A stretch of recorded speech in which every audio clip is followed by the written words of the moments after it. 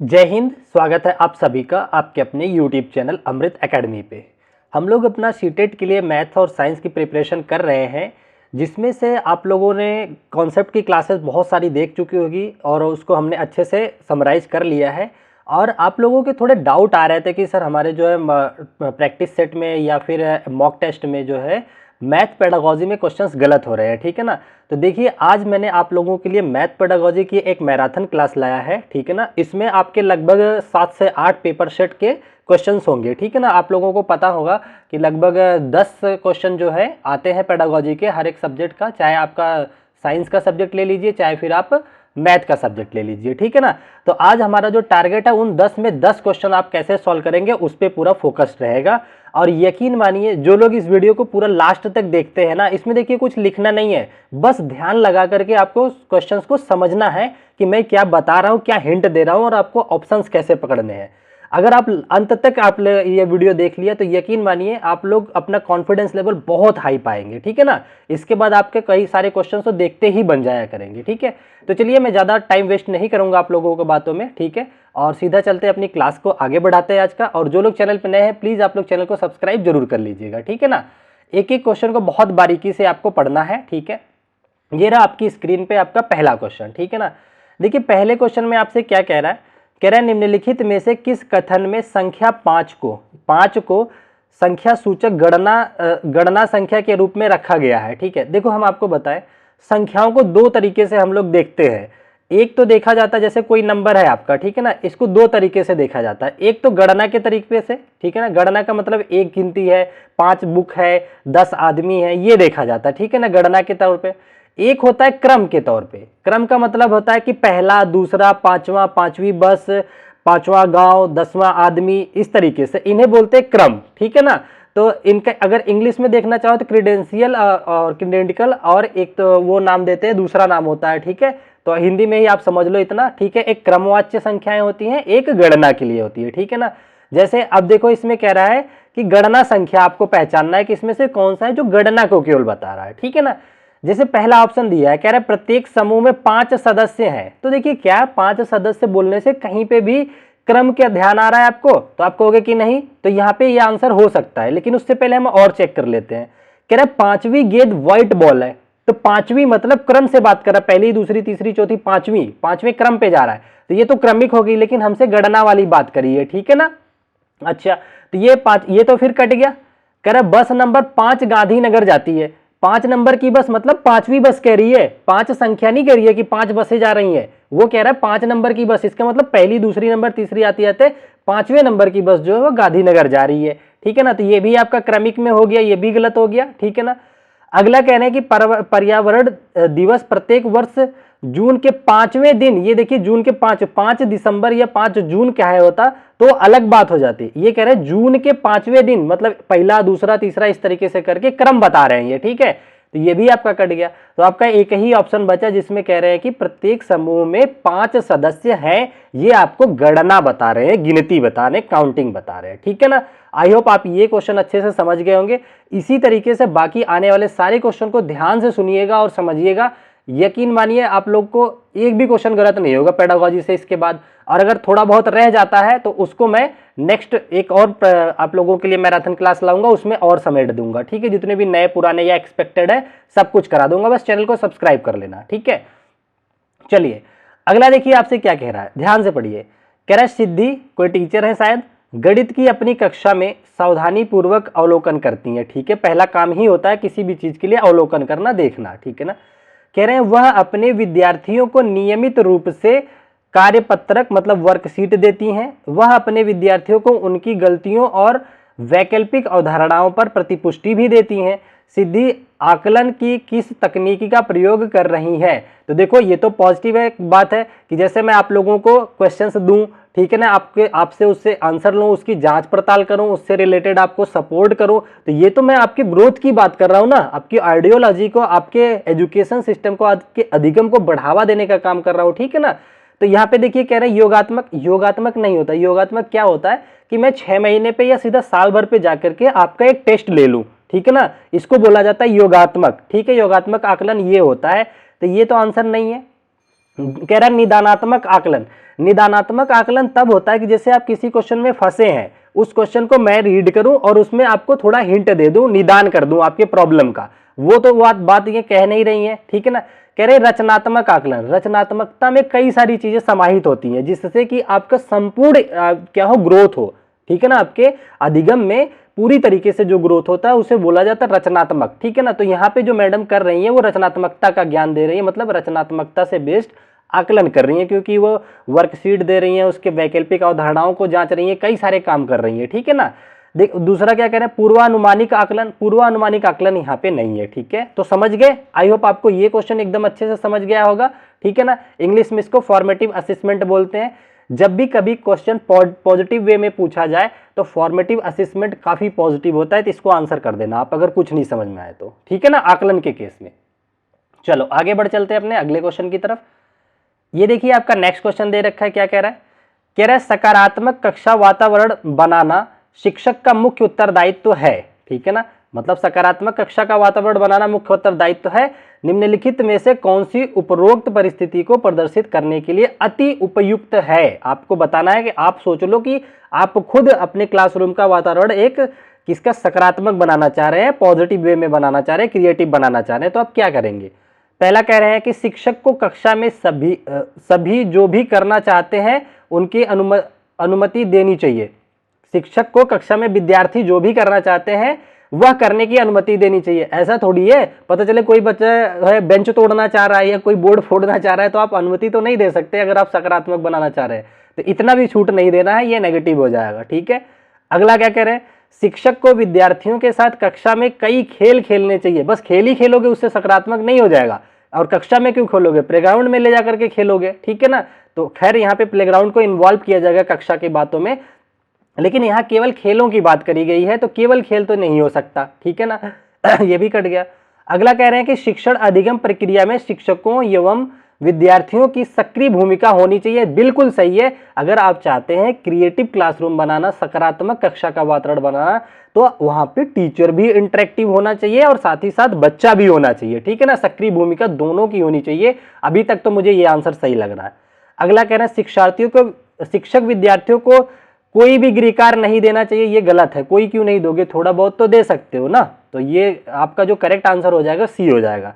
आप लोग के कई सारे बच्चे बहुत बड़े बड़े कमेंट किए थे। मैं वैसे देखिए आप लोग कमेंट किया करिए, आप अगर जाकर के पढ़ेंगे पुरानी वीडियो में जिनकी भी जरूरतमंद कमेंट होता है, जैसे आप लोग जो तारीफ वगैरह करते हो, थैंक्स टू ऑल, जो भी करते हैं वो तो बस केवल मैं लाइक कर देता हूँ या मन करता है तो रिप्लाई चला जाता है। लेकिन जब आपकी जरूरत होती है, मुझे चाहे कितना भी बड़ा पैराग्राफ लिखना होता है, मैं कोशिश करता हूँ कि आपको समझा दूं कमेंट में ही, ठीक है। तो इसलिए आप लोग अपनी जो भी नीड रहे उसे कमेंट किया करो, बिना डरे बिना झिझके के टीचर क्या बोलेंगे कोई नहीं। मैं बाकी टीचरों की तरह नहीं हूँ कि इग्नोर मार रहा हूँ, चाहे 4 कमेंट हो चाहे 4000 कमेंट हो, मैं सबके पढ़ूंगा, ठीक है। और सबके, क्योंकि देखिए मैं इन चीज़ों को जानता हूँ कि जब हम फंसते हैं कहीं ना, तो हमारी निगाहें एक होती है कि कोई व्यक्ति मिल जाए जो मुझे कम से कम ना सही, वो मुझे नहीं आएगा, वो चीज़ें चलती हैं, लेकिन मेरे लिए कोई सपोर्ट में आ तो रहा है, ये बहुत मैटर करता है। तो मैं ये चीज़ें सोच करके आप लोगों की चीज़ों का जब भी प्रॉब्लम होती है सपोर्ट जरूर करता हूँ, ठीक है ना। चलिए बिना टाइम वेस्ट किए अपने अगले क्वेश्चन पे बढ़ते हैं। यहाँ पे देखिए नेक्स्ट क्वेश्चन क्या कहना चाह रहा है, एक सेकंड थोड़ा सा और ऊपर करूँ इससे। यहाँ पे आपसे कह रहा है कि ज्योति, ठीक है ना, ज्योति को कौन सा उपचारात्मक कार्य करना चाहिए, ठीक है ना। अच्छा यहाँ पे जो है क्वेश्चन ऊपर दे रखा है, मैंने ज़्यादा जगह ले रहा था तो लिखा नहीं। कह रहा है बाई स्टूडेंट, ये देखो एक स्टूडेंट है, उसने क्या काम किया, 2/3 + 1/5 को सीधा लिख दिया 3/8, ठीक है ना। तो ये ज्योति है, मैडम है, जो कह रही है कौन सा उपचारात्मक कार्य करना चाहिए। जरा आप यहाँ पे ध्यान से देखिए, 2/3 था प्लस 1/5 था। अगर सही में अगर भिन्नों की अगर ध्यान दे करके जोड़ा जाता तो एलसीएम 15 आता, लेकिन यहाँ पे क्या किया गया, ऊपर वाली संख्या 2 को 1 के साथ जोड़ के 3 कर दिया, 5 में 3 जोड़ करके ये 8 बना दिया, ठीक है ना। तो यहाँ पे तो कुछ और ही बात चल रही है। तो इसका आप चाहते हैं कि बच्चे को ये चीजें समझ में ले आ दूं कि बेटा यहाँ पे 15 एलसीएम आएगा, फिर इस तरीके से जोड़ा जाएगा, तो आप क्या करेंगे। कह रहा है पहला ऑप्शन, विद्यार्थी को कठिन परिश्रम करने के लिए कहना चाहिए और भिन्नों के योग पर आधारित प्रश्नों का अभ्यास करना चाहिए। देखिए ये कह देने से मात्र नहीं होगा, आपको इस तरीके से सॉल्व करके दिखाना पड़ेगा कि बेटा देखो बिल्कुल अच्छे से, कि देखो पहले एक लाइन खींचो, यहाँ पे एलसीएम ले लो, एलसीएम मतलब क्या होता है वो बताओ, फिर यहाँ पे क्या आएगा, फिर इनको जोड़ो, फिर ये आंसर आता है। ये सब बना करके आपको दिखाना पड़ेगा। तो यहाँ पे इस मामले में ये नेगेटिव जाता है, उतना पॉजिटिव नहीं है फिलहाल। कह रहे हैं विषय भिन्नों के योग की अवधारणाओं को स्पष्ट करने के लिए, एक सेकेंड, स्पष्ट करने के लिए विभिन्न चित्रात्मक रूपों में हल प्रस्तुत करने चाहिए। ये बिल्कुल पॉजिटिव बात कर रहे हैं कि आपको क्या करना चाहिए इस कंडीशन में कि विभिन्न भिन्नों के योगों की अवधारणाओं को स्पष्ट करो कि कैसे कैसे एलसीएम लिया जाता है, फिर चित्रात्मक तरीके से, मतलब यहाँ चित्रात्मक कहने का मतलब है पेन पेपर लगा करके समझा दो, बना करके एक आधी क्वेश्चन उससे रिलेटेड, ठीक है ना। तो ये तो और पॉजिटिव दिखा मुझे। कह रहे हैं उसी प्रकार के प्रश्नों का अधिकाधिक अभ्यास करवाना, ये देखो ड्रिल मेथड हो जाता है, रटवाने जैसा हो जाता है कि एक ही तरीके रटवा दो कि ये इसका आंसर ये, इसका आंसर ये, अभ्यास बहुत ज्यादा यहाँ पॉजिटिव नहीं है। अगला कह रहे हैं कि विद्यार्थियों को गणित के स्थान पर किसी अन्य विषय, ये तो भाई बहुत ही गलत हो गया। अगर गलत कर दिया गणित का क्वेश्चन तो मैं आपको बोल दूं कि गणित छोड़ करके एसएसटी पढ़ लो, ये तो नेगेटिव चला जाएगा। देखिए कुछ ऑप्शन तो आप देखते ही आंसर गलत कर दोगे ऑप्शन की, ये तो हो ही नहीं सकता आंसर, ठीक है ना। खासकर अगर हम बात करें पेडागोजिकल पार्ट में, तो उसमें आप कितने एक्टिव तरीके से क्वेश्चन अटेम्प्ट कर रहे हैं वो बहुत मायने रखता है, ठीक है। चलो आगे कह रहे हैं कि फिरोज मानचित्र पर मापक्रम को पढ़ सकता है, ठीक है, और दो स्थानों के बीच की दूरी को सही रूप से ज्ञात कर सकता है। वह क्या प्रदर्शित करता है? देखिए आप लोग देखे होंगे मानचित्र में क्या लिखा होता है कि लिख देगा कि 0.1 सेंटीमीटर, ये बात होती है कि 1 किलोमीटर को दिखा रहा है या 1000 किलोमीटर। मानचित्र, क्योंकि मानचित्र तो छोटा सा होता है, दूरियां उसमें बड़ी बड़ी लिखी होती हैं, तो 1 सेंटीमीटर किसको दर्शा रहा है? 1 किलोमीटर को। अब फिरोज इस चीज को समझ चुका है, इस डाटा को समझ चुका है। अब वो क्या कर सकता है? कई सारी दूरियों को बता सकता है। जैसे बता देगा कि लखनऊ से दिल्ली की डिस्टेंस मान लो 700 किलोमीटर है, या तो उसने मैप पे बता दिया कि 7 सेंटीमीटर है, तो वो बता देगा 700 किलोमीटर है, ठीक है ना, अगर ये 100 किलोमीटर की बात कर रहा है।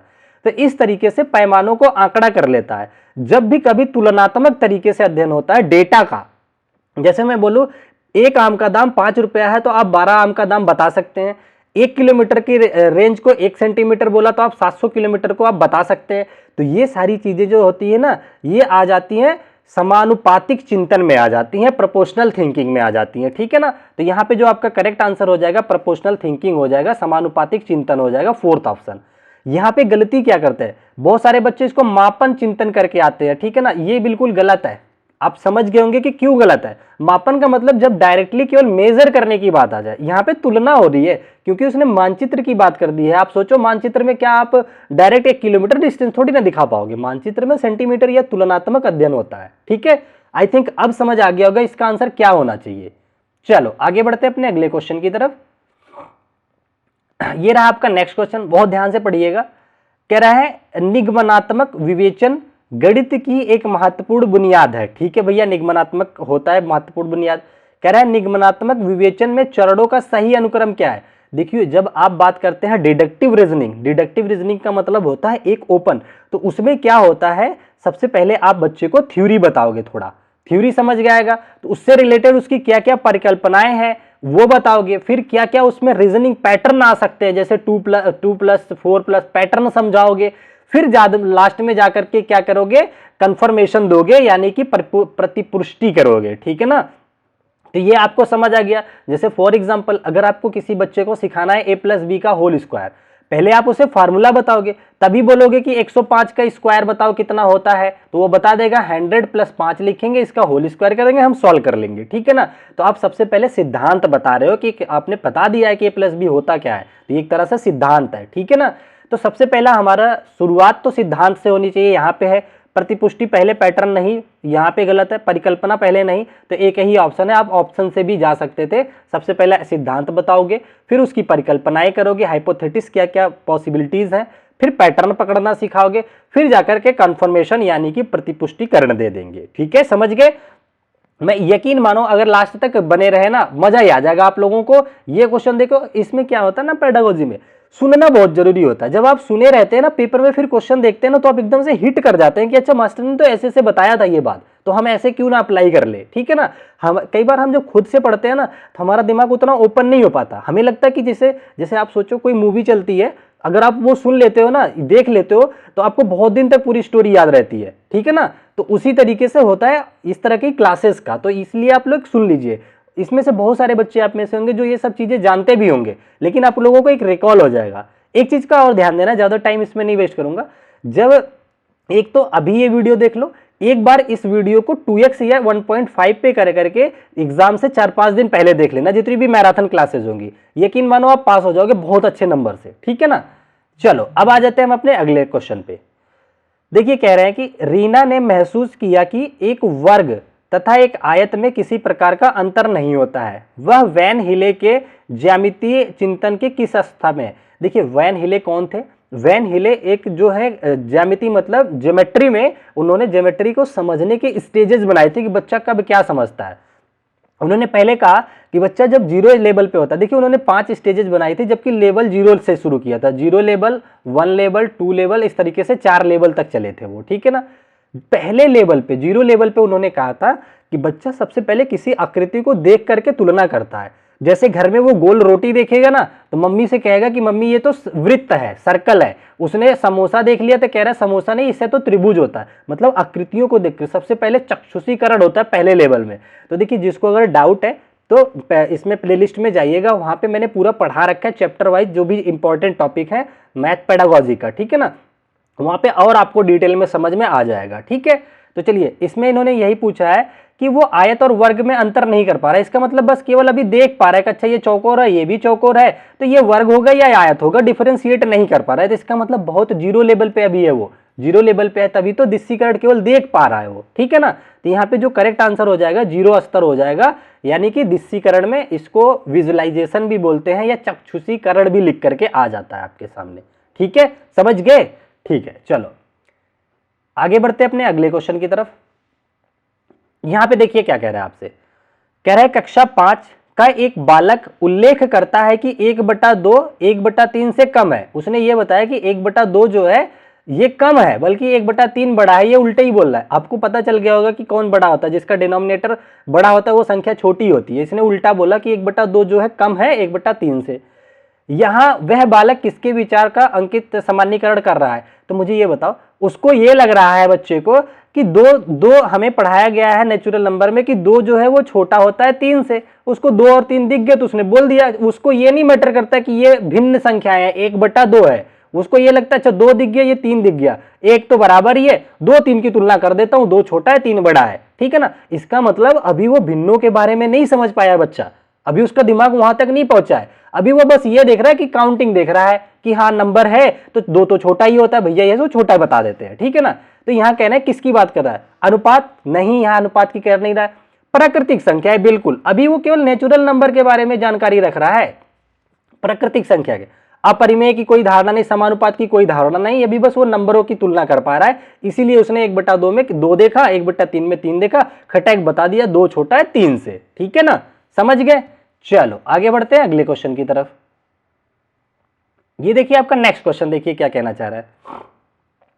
कह रहा है गणित की कक्षा में एक शिक्षक दिखाता है कि एक रेखा पर ज्यामितीय आकृति परिलक्षित परावर्तित हो रही है, ठीक है ना, और एक बिंदु को केंद्र मानकर घुमाई जा रही है। यह ज्यामितीय परिवर्तन क्या कहलाता है। उसने देखा कि एक बिंदु थी, यहां से एक इस तरह से घुमाई जा रही है, ठीक है ना, ज्यामितीय आकृति। तो क्या हो सकता है, कह रहे हैं समरूपता हो सकती है। नहीं, समरूपता का मतलब होता है जैसे ये मेरा हाथ है, दूसरा हाथ भी सेम इसी तरीके से दिख रहा है, ठीक है ना, तो ये समरूप हो गया। जैसे अगर मैं बता दूं, एक ये मान लो इस तरीके से एक बोतल है, ठीक है ना, बोतल, और इसी तरीके से सेम इसी आकृति में पर बड़ा थोड़ा, अरे यार बनता भी नहीं, थोड़ा बड़ा बोतल है सेम इसी आकृति का, तो वो कहेगा ये समरूप है। ये समरूप होता है। समरूप पे साइज मैटर नहीं करता, साइज ऊपर छोटी बड़ी हो सकती है लेकिन शक्लें सेम होनी चाहिए, उसे समरूप बोलते हैं। तो ये ऑप्शन की तो बात नहीं किया उसने। दूसरा कह रहा है सर्वांग समता। सर्वांग सम का मतलब होता है जितना ये हाथ का पंजा है उतने ही ये हाथ का पंजा है, इसे बोलते हैं सर्वांग सम। देखो सर्वांग सम पूरी तरीके से ढकने से मतलब होता है, यहाँ पे तो उसकी भी बात नहीं करी गई है, तो ये भी काट दो आप। दूसरा कह रहे हैं कि टेलिसिलेशन, टेस्लिलेशन बोलते हैं इसको, ठीक है, टाइलिंग भी बोलते हैं। ये क्या होता है, पैटर्न लगाना। आप लोगों ने घरों में देखा होगा, एक जो मिस्त्री आता है वो फूल की पत्ती इस तरीके से रहता है ना, इस तरीके से टाइल्स में, घर में इस तरीके से, तो वो 4 टाइलों को ऐसा जोड़ेगा कि बाद में ये फूल की पत्ती इस तरीके से स्क्वायर स्क्वायर टाइल्स लगा देगा पैटर्न ऐसे अच्छे से कि चारों ये फूल जो है कंप्लीट हो जाता है। तो ये टाइलिशन बोलते हैं इसको, टाइलिंग बोलते हैं, ठीक है। तो यहाँ पे इसकी भी बात नहीं करी गई है, यहाँ पे बात करी गई है संयोजन की, ठीक है ना। तो यहाँ पे डी ऑप्शन आपका करेक्ट हो जाएगा, 4th वाला। तो ये आपको समझ आ गया होगा, मैंने चारों ऑप्शन बहुत अच्छे से एक्सप्लेन कर दिया, ठीक है ना। अगर चीजें अच्छी लगी हैं तो प्लीज कमेंट जरूर कर देना एक, ठीक है, ताकि मैं आपको नेक्स्ट सब्जेक्ट की जो मैराथन लाऊं और अच्छे से लाऊं, ऐसा लाऊं कि पूरा एकदम मजा ही आ जाए आप लोग को। अगला क्वेश्चन देखिए, कह रहा है कि निम्नलिखित में से कौन सा राष्ट्रीय पाठचर्या रूपरेखा मतलब एनसीएफ 2005 के अनुसार प्राथमिक स्तर पर गणित शिक्षक का सर्वाधिक महत्वपूर्ण पहलू है। तो बताओ, देखिए प्राथमिक की बात करें चाहे जूनियर की बात करें, देखिए जूनियर वाले पेपर में भी प्राथमिक वर्ड डाल करके पूछता है, ये पेपर 2 का ही क्वेश्चन है, ये मैं सोच रहा कि प्राथमिक का है, ठीक है ना, तो इस चीज का ध्यान देना। वैसे ये जो क्लास है ये पेपर 1 और 2 के लिए दोनों के लिए इंपॉर्टेंट तरीके से कारगर है, ठीक है। अब देखते हैं क्या कह रहा है, राष्ट्रीय पाठचर्या रूपरेखा 2005 के अनुसार प्राथमिक स्तर पर गणित का सर्वाधिक महत्वपूर्ण पहलू क्या है। कह रहे हैं उच्चतर शिक्षा और रोजगार के लिए बच्चों को तैयार करना, वही 5वीं क्लास में क्या रोजगार दिलाओगी, ये उतना पॉजिटिव नहीं है। कह रहे बच्चों को कोडिंग के लिए प्रयत्न करना, ये भी इतना पॉजिटिव नहीं है। कह रहे गणित को बच्चों के जीवन के अनुभवों के हिस्सा बनाना, देखिए ये चाहे आपकी सीडीपी हो जाए, चाहे हिंदी हो जाए, चाहे इंग्लिश हो जाए, चाहे गणित हो जाए, चाहे साइंस हो जाए, हर जगह इस टॉपिक से क्वेश्चन आते हैं, ठीक है ना। तो एनसीएफ का टारगेट यही था क्या था कि बच्चों के रियल लाइफ से जोड़ करके पढ़ाना, ठीक है ना। तो यहाँ पे आपको समझ जाना चाहिए इसका क्या करेक्ट आंसर है, 3, भविष्य में व्यापारी बनाना ये नहीं है, ठीक है, समझ गए। चलो आगे बढ़ चलते हैं अपने अगले क्वेश्चन के लिए। यहाँ पे देखिए फिर से आ गया वैन हिले, देखो वैन हिले से क्वेश्चन पूछा जाता है, हर पेपर सेट में था, इसलिए मैंने 2-3 जगह ले रखा है, ठीक है।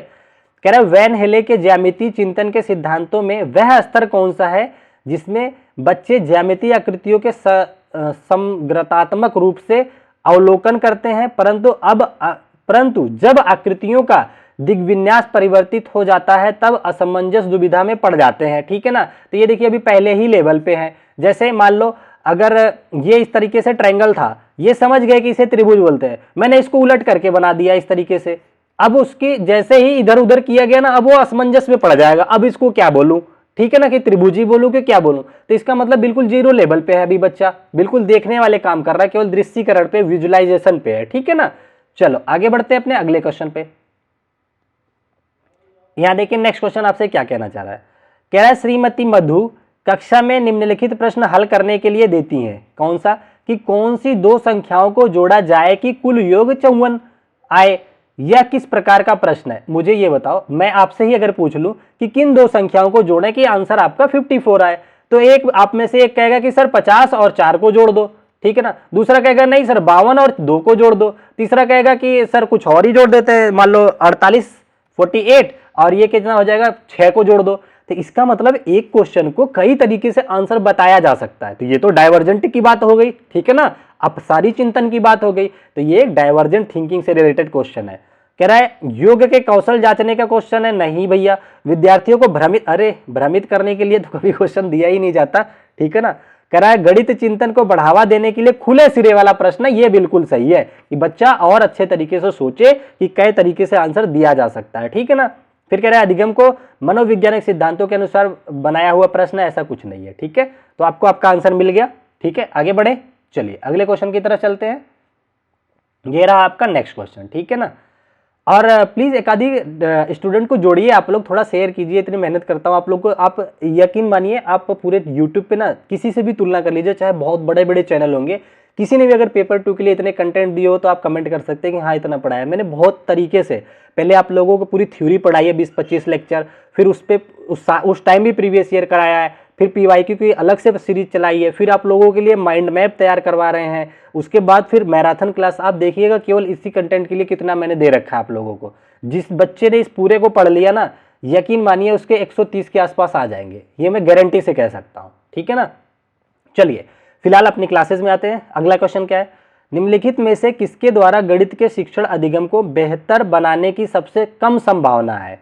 कह रहा है बेहतर बनाने की सबसे कम संभावना, इसका मतलब हमें नेगेटिव वाले आंसर पे जाना है, इसका नेगेटिव आंसर क्या है उस पे जाना है। पहला कह रहा है उन तरीकों को जानना जिनसे आकलन शिक्षार्थियों के आत्मविश्वास को प्रभावित करे। ये तो पॉजिटिव बात कह दी, तो ये तो गलत हो गया, हमें नेगेटिव चीजें पकड़नी है।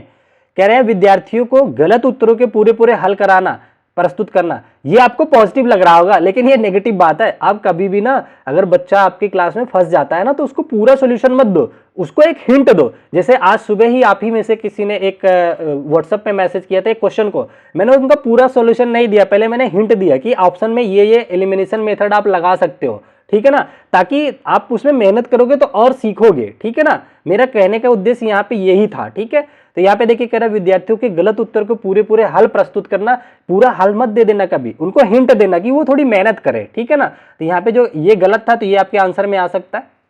बाकी और देखते हैं, प्रतिपुष्टि की गुणवत्ता का संवर्धन करना, ठीक है, ये तो पॉजिटिव में है तो ये आंसर नहीं होगा।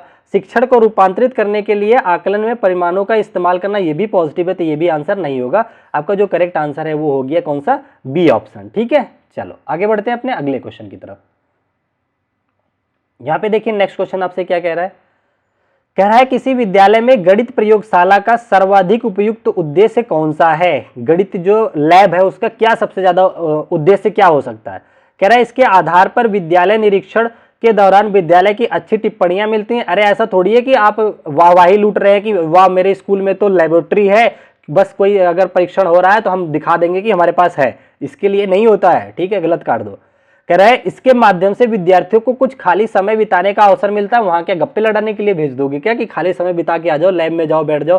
वैसे कई जगह हकीकत में तो यही हो रहा है। इंजीनियरिंग कॉलेजेस में मैंने देखे थे, जब बच्चों को कहीं टाइम नहीं मिलता ना, चलो लैब में चलते हैं, वहाँ मस्ती काटेंगे कंप्यूटर पे बैठ करके, ऐसा भी होता है। बट उसका मेन उद्देश्य ये नहीं है, आपको जब आंसर करना होगा तो पॉजिटिव पकड़ना है, ठीक है।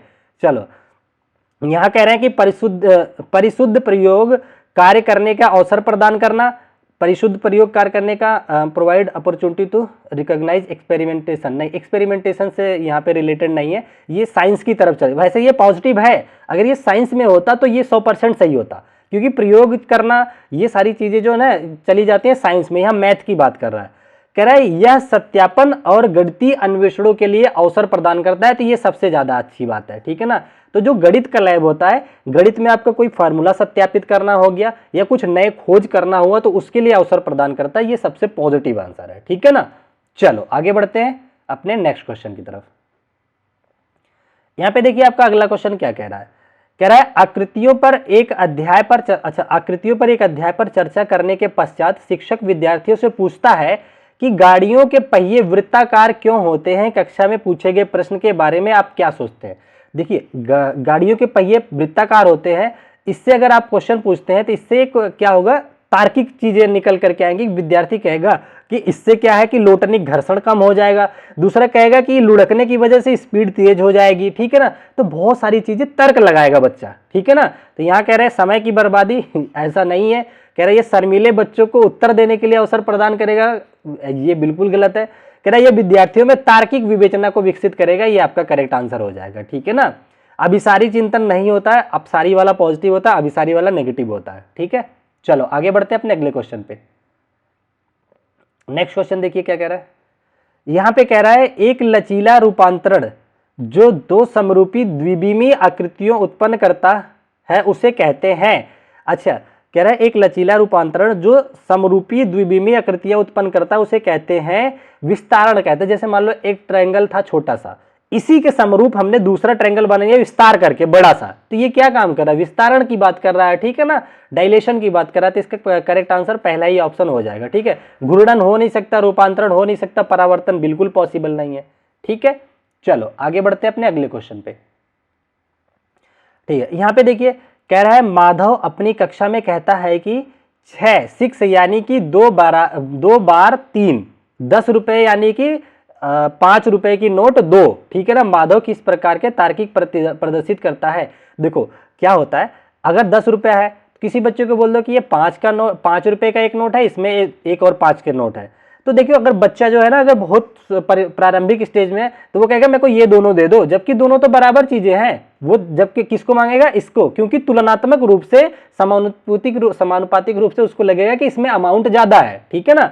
जब भी अमाउंट की तुलना की जाए या तुलनात्मक किया जाए तो इसको बोलते हैं प्रोपोर्शनल थिंकिंग, ठीक है ना। तो यहाँ पे ये प्रोपोर्शनलिटी के बारे में तार्किक प्रदर्शन कर रहे हैं, तो ये आपको समझ आ गया होगा कि अगर 6 रुपए है तो उसमें 2 3 के आ जाएंगे, उसी परिप्रेक्ष्य में 10 रुपए है तो 5 के 2 आ जाएंगे, तुलना करी जा रही है, समानुपातिक चीजें हैं, ठीक है ना।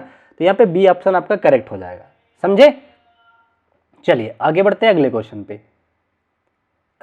अच्छा, यहाँ पे देखिए क्या कह रहा है, निम्नलिखित में से कौन सी पद्धति व्यवहार गणित में पाठ योजना के लिए सबसे कम रूप से उपयुक्त है? तो आपको नेगेटिव वाला पकड़ना है। कह रहे हैं अधिगम पर बल देने के लिए गणित के लक्ष्यों को सुव्यवस्थित करना, ये तो पॉजिटिव बात है भाई, तो ये आपका आंसर नहीं हो सकता। कह रहे हैं ऐसे कार्य देना जो विवेचना मतलब तर्क लगाना और समस्या समाधान को बढ़ावा दे, ये भी पॉजिटिव हो गया, तो ये भी आपका आंसर नहीं होगा। देखिए मैंने पॉजिटिव नेगेटिव टैग वर्ड पढ़ा रखा है, आप वो भी देख सकते हैं, वहां से बहुत हेल्प मिलेगी, ठीक है ना। अच्छा, वो सीडीपी वाले प्लेलिस्ट में हो सकता है वो। आगे कह रहे हैं विद्यार्थियों के लिए उद्देश्यपूर्ण समस्या प्रस्तुत करना, ये भी तो अच्छी बात है, उद्देश्यपूर्ण समस्या दे रहे हो तो ये भी अच्छी है, तो ये भी आंसर नहीं होगा, तो एक ही बचा, यही आंसर हो जाएगा। कह रहा पढ़ाई गई अवधारणा पर आधारित पुस्तकों में दी गई सभी प्रश्नों को हल करने के लिए गृह कार्य दे दोगे क्या? नहीं, इतना जितना क्वेश्चन मैं पढ़ाऊं सबको बोल दो कि ये होमवर्क में है, करके लाओ, तो ये नेगेटिव हो जाता है, ठीक है, कम उपयुक्त होगा। चलो आगे बढ़ते हैं अपने अगले क्वेश्चन में। इसमें देखिए क्या कहना चाह रहे हैं, इसमें कह रहे हैं निम्नलिखित में से कौन सा प्रश्न स्वरूप में सांख्यिकी से जुड़ा है? सांख्यिकी से जुड़ा है, सांख्यिकी का मतलब होता है जिसको फैक्ट टू फैक्ट आंसर दिया जा सके, ठीक है। कह रहा है कलम की कीमत क्या है, ये अलग चीज है, गणित, इसका जो आंसर था ये गाड़ी चलाने के लिए कौन सी सड़क सबसे सुरक्षित होगा, तो ये फिक्स आंसर हो जाता है, एक फिक्स पैमाना हो जाता है। इसका जो आंसर दिया हुआ था ये सेकंड दिया हुआ था, ठीक है। इस पे और आप विचार विमर्श कर सकते हैं, अपना दिमाग लगा सकते हैं। नेक्स्ट क्वेश्चन पे आ जाते हैं। यहाँ पे देखिए क्या कह रहा है, निम्नलिखित में से कौन सा बच्चों में गणित के प्रति चिंतन उत्पन्न करने वाला सबसे कम उपयुक्त कारक है? तो आपको नेगेटिव वाला पकड़ना है कि कौन कम उपयुक्त है। कह रहा है विषय के बारे में शिक्षक की चिंता, ये तो पॉजिटिव बात है भाई, मैं अगर चिंतित रहूंगा कि मुझे मैथ पढ़ाना है, इस तरीके से पढ़ाना है, तो ये तो पॉजिटिव बात हो गई, तो ये पॉजिटिव हो गया, तो ये आंसर नहीं होगा। कह रहे हैं गणित एक कठिन विषय है, यह केवल लड़के ही पढ़ सकते हैं, लड़कों के लिए है, ये कोई कब्जा नहीं है लड़कों का, लड़कियां आजकल सबसे ज्यादा मेहनत कर रही हैं इन सारी फील्डों में, ठीक है ना। तो ये आपका सेकंड ऑप्शन ही सबसे कम उपयुक्त है, यही आपका आंसर हो जाएगा। इसके अलावा आपको किसी ऑप्शन को पढ़ने की भी जरूरत नहीं है। आगे बढ़ चलते हैं हम लोग, ठीक है ना। देखिए अगले क्वेश्चन पे आ जाते हैं, बड़ा प्यारा क्वेश्चन है। यहाँ पे कह रहा है आपसे नीचे दिए गए प्रश्न को हल करने के लिए बालिका में किस प्रक्रिया का विकास की आवश्यकता है, ठीक है ना। क्वेश्चन है आपका क्या, 5x - 8 = x + 4। अगर मैं बोलूं कि आपको यहां से x निकालना है तो सबसे पहला काम आप क्या करोगे, पक्षांतर ही तो करोगे भैया, इसको 4 को इधर लाओगे, 8 को इधर लेके जाओगे, तभी तो ये 4x बनेगा और ये बन जाएगा 12, 4 से काटोगे 3, आंसर आ जाएगा। आपने दिमाग क्या लगाया, काम क्या किया, तो आप कहोगे कि सर मैंने तो पक्षांतर वाला काम किया है, तो जब पक्षांतर किया तो पक्षांतर ही इसका क्या हो जाएगा, आंसर भी हो जाएगा, ट्रांसपोजिशन, ठीक है ना, समझ गए। चलो आगे बढ़ते हैं अगले क्वेश्चन की तरफ, ठीक है। नेक्स्ट क्वेश्चन कह रहा है एक कक्षा जिसे प्रायः सत्य माना जाता है क्योंकि वह स्वयं सिद्ध सत्य है, उसे क्या कहा जाता है? तो देखिए ये मैंने पूरा चैप्टर पढ़ाया है, आपको एक्सिम्स के बारे में बताया, प्रूफ्स के बारे में बताया, कंजक्शंस के बारे में बताया, अपग्रीत के बारे में बताया, प्रमेय क्या होती है बताया, सब कुछ मैंने पढ़ाया, वहां पे भी जाकर देख लेना। तो ये स्वयं सिद्ध जो होता है उसे बोला जाता है एक्सिम्स बोला जाता है, ठीक है ना। तो आपका एक्सिम्स जो है करेक्ट आंसर हो जाएगा, अभिगृहित करेक्ट आंसर हो जाएगा, ठीक है ना। तो इसमें कुछ भी रटने की बात नहीं है, समझने की बात है, एक बार जाकर के वो वीडियो देख लेना, सब समझ में आ जाएगा, ठीक है। यहाँ पे कह रहे हैं निम्नलिखित में से किस प्रश्न को हल करने के लिए समानुपातिक चिंतन की बात कर दिया, आवश्यक नहीं है। तो समानुपातिक आवश्यक कब होती है, जब चीजों की तुलना की जाती है। तुलना का मतलब डेटा की बात करी जाए, जैसे मैंने बताया ना कि एक आम का दाम 10 रुपया तो एक दर्जन आम का दाम कितना हुआ, तो ये समानुपात की चिंता हो रही है, ठीक है ना। कह रहे हैं कौन सा कम उपयोगी है, कह रहे हैं कि 20 किलो आलू का मूल्य 400 तो 7 किलो, यहाँ तो लग रहा है ये आंसर नहीं है। कह रहे 15 मिनट में 10 पृष्ठ पढ़ोगे तो 20 मिनट में, यहाँ पे भी लग रहा है समानुपात नहीं है। कह रहे एक वृक्ष की ऊंचाई 3 मीटर है और सुबह 11 बजे उसकी छाया की लंबाई 4 मीटर हो गई, 4 बजे कितनी होगी, यहाँ पे कोई वो अमाउंट की बात नहीं करी गई है, तो ये गलत है, तो यही आपका आंसर हो जाएगा, ठीक है ना। यह हो गया। कह रहे एक पेंटर 1 घंटे में 3 दीवार पेंट करता है तो 15 दिन में कितने दीवारों को कितने घंटे में करेगा, तो ये भी पॉजिटिव है, तो ये आंसर नहीं होगा, समझ गए ना। ये मैंने आप लोगों को प्रोपोर्शनल थिंकिंग के क्वेश्चन कई सारे करा दिए हैं, तो आपको पता होगा, ठीक है। अच्छा अगला कह रहा है देखिए वैन हिले के ज्यामिति चिंतन के सिद्धांत का शुरुआती स्तर कौन सा है। तो मैंने आपको शुरुआती स्तर बता ही दिया था कि विजुअलाइजेशन होता है, 0 लेवल होता है इसका, तो विजुअलाइजेशन आपका आंसर हो जाएगा दृष्टिकरण, ठीक है ना। यह चक्षुषीकरण भी लिखा हुआ आ जाता है हिंदी में, आगे बढ़ चलें अगले क्वेश्चन की तरफ। ये रहा आपका नेक्स्ट क्वेश्चन। यहाँ पे देखिए मैंने ऑप्शन जो है हिंदी वाले नहीं लगाए हैं, तो आप लोग घबराइएगा मत, मैं समझा देता हूँ। कह रहा है रेहाना माचिस की तीलियों का इस्तेमाल करते हुए विभिन्न बहुभुज बनाती है और कोण मापक चांदा की सहायता से उसकी आंतरिक कोणों का माप करती है। वह 3 तीलियों की मदद से त्रिभुज बनाती है और चतुर्भुज बनाने के लिए उसमें एक और तीली जोड़ देती है। इसके बाद वह पंचभुज बनाने के लिए वह एक और तीली जोड़ देती है और इस तरह आगे बढ़ती जाती है। बहुभुजों के गुणों के बारे में कौन सा कथन सही है? ठीक है ना। तो देखिए अगर कोई भी बहुभुज होता है तो एक चीज ये जान लो, उसके बाह्य कोणों की जो योग होता है हमेशा 360 होता है। किसी भी तरीके का पंचभुज हो, छहभुज हो, षटभुज हो, अठभुज हो, कोई भी हो, सबके बाह्य कोणों का योग कितना होता है? 360 होता है। पहली बात तो ये याद रखना। कह रहे हैं कि sum of all interior angle of a polygon 360। Interior नहीं भैया, इंटीरियर मतलब अंतःकोण का योग 360 नहीं होता, वो तो चेंज होता रहता है। अंतःकोणों के योग का एक फार्मूला होता है, किसी को याद है क्या? मैं बताता हूं, वो होता था 180 गुणा n-2। आई थिंक हाँ ये है। कोई आप लोगों में से एक बार चेक करके बताना कि सही मैंने फार्मूला लिखा है, क्योंकि मुझे भी थोड़ा डाउट है, मुझे तो लग रहा है यही है। आप एक बार जरूर चेक कर लेना, ठीक है। आंतरिक कोणों का योग कितना होता है कमेंट करके बताना कितना होता है, ठीक है। आगे क्या कह रहे हैं? Sum of all interior angle of a quadrilateral is 3 time of the sum of all angle of triangle. ऐसा कोई 3 टाइम की तुलना की बात नहीं करी गई है, ठीक है ना। अच्छा यहाँ पे कह रहे हैं when the number of side increases the sum of the measures of interior angle of polygon increases. तो बिल्कुल सही बात है, इंटीरियर एंगल बढ़ता जाएगा जितना ज्यादा आप नंबर्स को बढ़ाते जाओगे, क्योंकि देखिए यहाँ पे n है, तुलना करोगे तो ये गुणा में चला जाता है, उतने ही मात्रा में बढ़ता जाता है।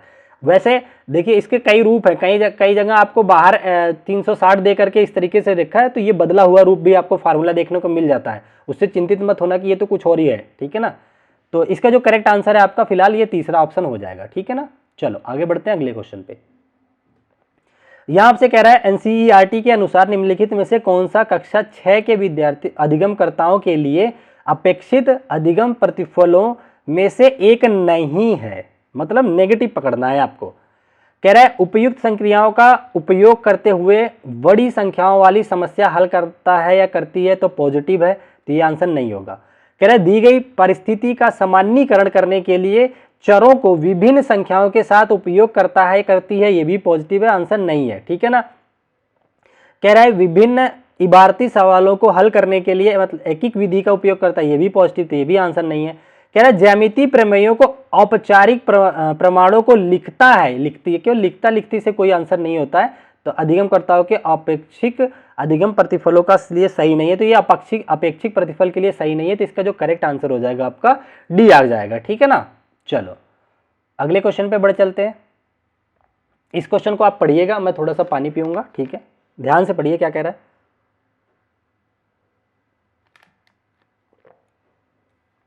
सॉरी, यहां पे देखिए क्या कह रहा है, निम्नलिखित में से गलत कथन की पहचान करना है आपको, कौन सा इसमें रॉन्ग है, ठीक है। कह रहा है गणित शिक्षण के लिए आगमनात्मक विधि एक श्रेष्ठ विधि है। केवल आगमनात्मक ही है क्या? निगमनात्मक भी इसके लिए श्रेष्ठ विधि होती है, ठीक है। नियम बता करके आंसर चलना, क्योंकि 5वीं क्लास से बड़े चीजों में इसमें इसी तरीके छोटी क्लासेस में जो है निगमनात्मक यूज किया जाता है, ठीक है ना। तो ये यहाँ पे कथन गलत है, तो यही मुझे तो गलत लग रहा है। पहले आगे भी देख लेते हैं। कह रहा है गणित अधिगम में परियोजना कार्य के लिए प्रचुर अवसर देना, ये पॉजिटिव बात है, तो ये आंसर नहीं होगा। सामान्यीकरण तर्क क्षमता के एक विशिष्टता है, ये भी पॉजिटिव है, तर्क लगाना। आलोचनात्मक चिंतन वृद्धि करने के लिए खुले सिरे वाला महत्वपूर्ण प्रश्न है, ये भी सही बात है, तो ये भी आंसर नहीं है, तो इसका जो करेक्ट आंसर हो जाएगा फर्स्ट ऑप्शन हो जाएगा, ठीक है ना। The best method of teaching is mathematics inductive method. ये आप केवल ये नहीं कह सकते केवल इंडक्टिव ही बेस्ट है, डिडक्टिव भी बहुत जगह बेस्ट माना जाता है, ठीक है ना।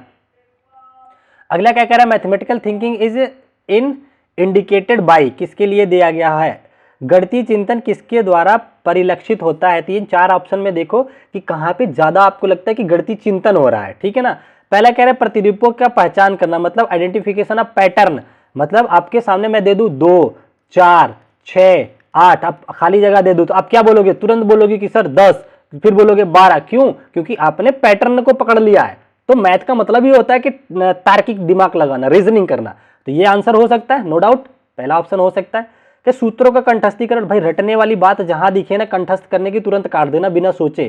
कह रहे गणित में कलन विधि की निपुणता हासिल करना, ये कोई आंसर नहीं है तार्किक, यहाँ पे जो करेक्ट आंसर हो जाएगा पैटर्न पहचानना, ठीक है ना। चलो आगे बढ़ते हैं अगले क्वेश्चन पे। मजा आ रहा है? अगर मजा आ रहा है तो कमेंट जरूर करके जाना, ठीक है। काफ़ी मेहनत से हमने क्वेश्चन कलेक्ट किए हैं और आप लोगों के लिए मेहनत से चीज़ें तैयार भी किए हैं, बहुत अच्छे अच्छे अभी क्वेश्चन बचे भी हैं। कह रहे निम्नलिखित में से कौन सा गणित में उच्च स्तरीय चिंतन में सबसे कम संबंधित है? उच्च स्तरीय कितना टाइम हुआ? अच्छा, उच्च स्तरीय चिंतन में सबसे कम संबंधित है। कह रहा है चरों के बीच संबंधों को पहचानना, अच्छी बात है, तो ये आंसर नहीं होगा। आंकड़ों का विश्लेषण, अच्छी बात है, आंसर नहीं होगा। दिए गए सूत्र पर आधारित केवल सूत्र पर आधारित क्वेश्चन हल करोगे, ये अच्छी बात नहीं है, अच्छा बात नहीं होता ये, ठीक है ना, तो ये गलत हो गया। गणित और दैनिक जीवन वाला संबंध तो बहुत पॉजिटिव होता है, तो ये भी आंसर नहीं होगा क्योंकि इसने कम की बात कर दी। क्वेश्चन पढ़ते टाइम ये ध्यान देना, पहले ही ऑप्शन पकड़ करके ये मत आंसर मार देना कि यहाँ तो सही पूछा है, कम कह रहा है, नहीं कह रहा है, ये सब चीजें आपको पता होनी चाहिए, ठीक है ना। चलो आगे बढ़ते हैं अगले क्वेश्चन की तरफ। ये रहा नेक्स्ट क्वेश्चन आपके स्क्रीन पे, ध्यान से पढ़िए। कह रहा है सुश्री अनीता बीजी व्यंजकों के योग के लिए बच्चों का अवलोकन कर रही हैं, मतलब निम्नलिखित में से बच्चों के किन प्रतिक्रियाओं पर ध्यान देना सुश्री अनीता के लिए सबसे उपयुक्त होगा। पहला कह रहे हैं कि योजनाएं जिनका बच्चा अनुप्रयोग कर रहा है तथा बच्चे के उच्च स्तरीय योजनाओं को की ओर प्रगति करना, ठीक है, ये तो अच्छी बात है भाई, ये काम कर सकती है मैडम। दूसरा कह रहे हैं कि कितने सही रूप से बच्चा बीजी व्यंजकों के योग पर समस्याएं हल कर रहा है, केवल यही थोड़ी देखोगे कितने सही तरीके से कर रहा है, ये तो वहां उस कंडीशन में भी सही कर सकता है। मतलब मान लो आप कोई क्वेश्चन पहले से सॉल्व करके आए हैं तो आप फटाक से तो कर ही दोगे उससे सॉल्व, तो इसमें कोई बहुत बड़ी गुणवत्ता की बात नहीं, केवल हम यही नहीं चेक कर सकते आप कितने सही से कर रहे हैं, ठीक है ना। आपको ये भी देखेंगे अनुप्रयोग कर रहे हैं बच्चे का उच्च स्तरीय योजना क्या है, कैसे आप आरोपित कर रहे हैं उन योजनाओं को, तब हम समझेंगे कि आप अच्छा कर रहे हैं। तो केवल इतना समझना गलत है। कितनी जल्दी बच्चा बीजी व्यंजकों को योग समस्याओं को हल करता है, केवल जल्दी के चक्कर में गलत भी कर रहा हो तो ये गलत बात है। कह रहे कितनी सफाई से बच्चा बीजी व्यंजकों को, देखो मैथ में वैसे भी राइटिंग नहीं देखी जाती है, मेरी राइटिंग वैसे भी बहुत खराब है। देखिए कह रहा है कि कितनी सफाई से, केवल सफाई से आप लिख दो कि a + b = c समथिंग कुछ लिख दो, केवल साफ साफ लिखने से कोई मतलब नहीं है, ये गलत काट दो, ठीक है ना। तो मैथ की कंडीशन में आपको इसके साथ जाना ज्यादा उचित रहेगा। समझ गए? सारे ऑप्शन आपको समझ आ गए क्यों एलिमिनेट हुए। चलो नेक्स्ट क्वेश्चन देखिए। कह रहा है आपसे निम्नलिखित में से कौन सी विधि विद्यार्थियों की उनके ज्ञान के निर्माण में सहायता करने के लिए सबसे कम रूप से उपयुक्त है। तो मतलब कि हमें नेगेटिव पकड़ना है कि कम उपयोगी कौन सा है। गतिविधि आधारित विधि, ये तो पॉजिटिव है, आंसर नहीं होगा। आगमन निगमनात्मक विधि, ये भी पॉजिटिव है, दोनों लगाते हैं मैथ में हम लोग। समस्या समाधान, ये भी पॉजिटिव है, लगाते हैं। गणित में व्याख्यान नहीं चलता भैया, व्याख्यान विधि पीएचडी लेवल पे जाकर के केवल जहां पे बड़ी बड़ी बातें फेंकना वो वाली काम आता है, उसे व्याख्यान, ये काफी पुरानी विधि है, अब इसका लोपन हो चुका है, ठीक है ना। समझ गए होंगे आप आंसर को, शाबाश। फिर से देखिए वैन हेले का आ गया क्वेश्चन। कह रहे वैन हेले के अनुसार बच्चा ज्यामितीय चिंतन के किस स्तर पर है अगर वह ज्यामितीय आकृतियों के सामान्य गुणों का निगमन कर लेता है, ठीक है ना। अगर वह ज्यामितीय आकृतियों का समान गुणों का निगमन कर लेता है और प्रमेयों को प्रमाणित कर लेता है। तो देखियो पहले तो पहचाना, दूसरा अविलेषण किया, जान पहचान किया, अब वो तीसरे लेवल पे आ गया है, क्या कर रहा है, सामान्य गुणों का निगमन भी कर रहा है, प्रूफ भी कर रहा है। तो ये तीसरे लेवल की बात करी थी उन्होंने, ठीक है ना, लेवल 3 की बात करी थी। 0 पे पहले समझा था, पहचाना था, गुणों को, संबंधों को जाना था दूसरे लेवल पे, तीसरे लेवल पे आया था तो वो क्या कर रहा था, निगमन भी कर लेता था। तो स्तर 3 यानी कि लेवल 3 हो जाएगा, लेवल 3 इसका आंसर हो जाएगा। जिसको लग रहा होगा कि ये क्या सर बता रहे हैं, कौन है वैन हिले, कैसे पढ़ाया था, क्या चीज थी, तो आपको सजेस्ट करूंगा कि प्लेलिस्ट में जाओ, आपको पेडागोजी के नाम, मैथ पेडागोजी के नाम से प्लेलिस्ट मिल जाएगी, 5 से 10 वीडियो होगी लगभग, उसमें देखोगे आपको मिल जाएगा, पहला ही लेक्चर है वैन हिले पे, ठीक है ना। चलो आगे बढ़ते हैं अगले क्वेश्चन पे। यहां पे देखिए कह रहा है अपनी कक्षा में एक सीधी रेखा की लंबाई का मापन करते हुए एक बालिका उल्लेखित करती है कि मेरे पैमाने स्केल पर कोई भी बिंदु एक आरंभिक बिंदु के रूप में लिया जा सकता है। बहुत सही बात है। देखो जैसे मेरे सामने ये है, अगर मैं यहाँ से 3 लिखूं, यहाँ पे 5 लिखूं, तो मैं इनके बीच की दूरी बता दूंगा कि 2 सेंटीमीटर है। अब जरूरी थोड़ी है स्केल को 0 पे रखूं तभी 2 तक जाऊं तभी आंसर होगा। तो इसका मतलब मुझे अच्छी समझ है अपनी स्केलिंग पे, स्केल पे, तो हम क्या करेंगे, कहीं से भी प्रारंभ कर सकते हैं। तो वही कह रहे हैं मेरे पैमाने के कहीं से भी आरंभिक बिंदु कोई भी हो सकता है, 0 जरूरी नहीं है। इसका मतलब बालिका मापन की अवधारणा के प्रति समझ नहीं बनाई है क्या, गलत बात है। उसको बहुत अच्छी लड़की है, बच्ची है, समझ रही है। बालिका को यह यहाँ पर सही करने की जरूरत है, केवल 0 से आरंभ होता है। अरे नहीं भैया, आप भी मास्टर भी गलत हो जाएगा यहाँ तो। कह रहे बालिका मापन की अवधारणा के प्रति समझ बना पाई है का संरक्षण कर पाई है। बिल्कुल सही बात है, वो समझ बना ली है तभी ऐसी बातें कर रही है।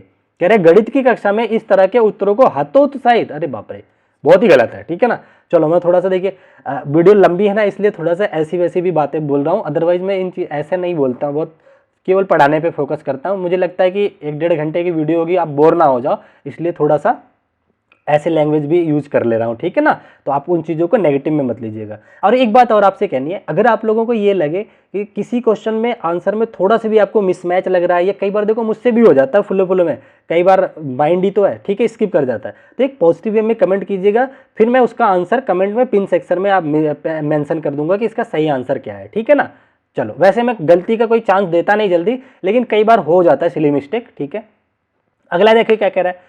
कह रहे गणितीय प्रश्नों को हल करने की क्षमता पर निर्भर नहीं करती, तो यहाँ खाली स्थान है, क्या भरोगे? गणितीय अवधारणाओं के अभ्यास पर निर्भर करती है, गलत है आंसर। गणितीय अवधारणाओं की समझ पर समझ होगी तभी आंसर कर पाओगे। अच्छा, गणितीय अवधारणाओं के दृष्टिकरण पे ये भी अच्छी बात है। जेंडर व जाति पर, तो देखिए जेंडर और जाति या एज से मैटर नहीं करता गणित जो है, गणित के प्रश्न को हल करने के लिए, कि ये लड़का ही हल कर सकता है अच्छा, ये लड़की ही अच्छा हल कर सकती है, तो यही गलत है, तो उसने नहीं वाला ही पूछा, तो यही आपका करेक्ट आंसर हो जाएगा। आगे बढ़ चलते हैं अपने अगले क्वेश्चन पे। नेक्स्ट क्वेश्चन को ध्यान से पढ़िए। कह रहा निम्नलिखित में से कौन सा कथन गणित की प्रकृति के संबंध में सही नहीं है? फिर से नेगेटिव पूछ लिया।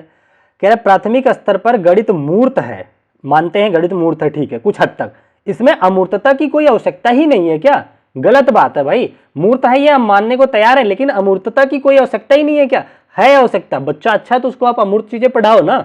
आप आपका मन कर रहा है तो साइन थीटा कॉस थीटा पढ़वा दो, दिमाग चल रहा है तो अमूर्त में। ठीक है ना, तो पहला तो मुझे पॉजिटिव लगा, मतलब गलत लगा और उसने गलत ही आंसर पूछा था। अगला कह रहे हैं कि गणित में अवधारणाओं को यथावत सुस्पष्ट रूप से संप्रेषित करने के लिए विशेष शब्दावली प्रयोग करना किया जाता है, तो ये पॉजिटिव है, तो ये आंसर नहीं होगा। गणितीय अवधारणाओं की प्रकृति पदानुक्रमित होती है, बिल्कुल सही है। क्यों? क्योंकि आप पहले दूसरी कक्षा में एडिशन सब्ट्रैक्शन सीखते हैं, फिर मल्टीप्लिकेशन सीखते हैं, तो एक क्रम में चलते हैं, तो सही बात है। गणित के निगमनात्मक तार्किक शामिल होता है, बिल्कुल तर्क लगाना पड़ता है। चलो आगे बढ़ते हैं, आंसर आपका मिल गया।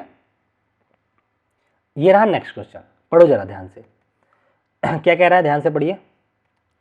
इसमें कह रहा है गणित की कक्षा में शिक्षक ने रमन से पूछा कि अगर आप किसी त्रिभुज के आंतरिक कोण को 2, 3, 4 के अनुपात में है तो उसके इन कोणों का माप क्या होगा? इस पर रमन ने कहा कि कोणों के मान 40, 60, 80 हैं।